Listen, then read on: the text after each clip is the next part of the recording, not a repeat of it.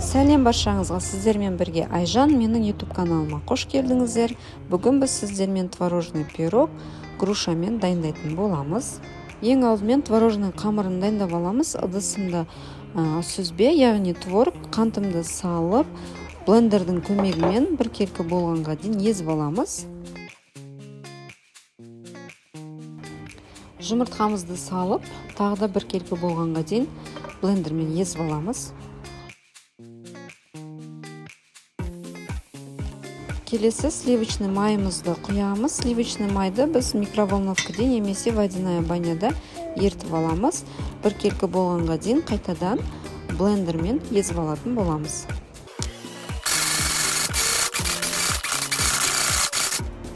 Міне творогымызды барлығын жақсылап блендермен езіп алдық. Енді ұнымызға содамызды салып, ұнымызды араластырып жібереміз. Сонымен массамызға ұнымызды салып, бір келкі қамыр болғанға дейін араластырып аламыз.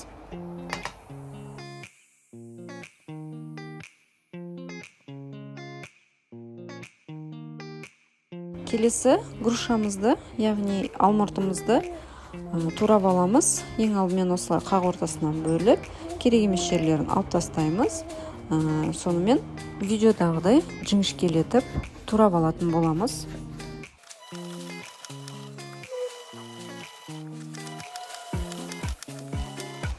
Формамызды сұйық маймен майлап аламыз. Формамызға қамырымызды жайғастырып аламыз. Бортик жасамаймыз, бір келкі етіп қамырымызды формамызға жайғастырып аламыз.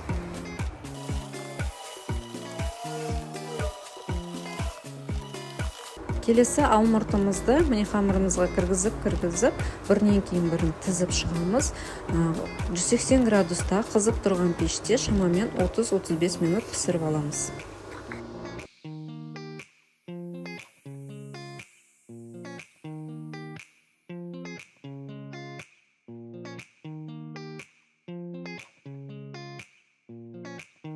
Міне пирогымызды осылай пісіріп аламыз. Толықтай суыған соң ғана формамыздан ажырататын боламыз. Үстіне сахарная пудра себеміз. Міне пирогымыз дайын. Өте нәзік, өте жұмсақ творожный пирог шығады. Міндетті түрде жасап көріңіздер және менің каналыма тіркелуді ұмытпаңыздар.